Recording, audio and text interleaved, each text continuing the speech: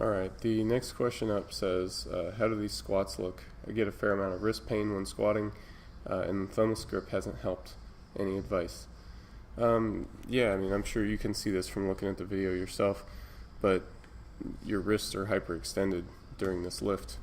You're holding the bar up in your fingers, and it needs to be more toward the heel of your hand so it takes some of the strain off of your wrist. When it's up in your fingertips like that, it bends your wrist back, and that causes pain. Thumbless grip isn't going to help that.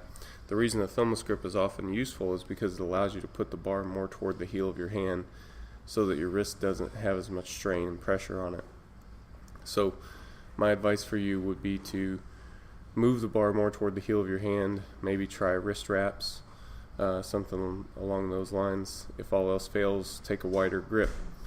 I'm well aware that taking a wider grip makes it harder to create the shelf. It makes it harder to keep the upper back tight, but it does take a lot of strain off those joints. So if that's something that you need, then that trade-off is worth it.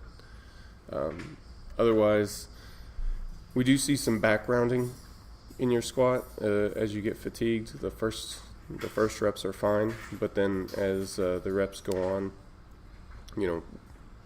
we see that fatigue take hold, and we see you have some technical issues, a little bit of back rounding, your hips shoot up. So my advice for you would be to make sure that you're keeping your back flat.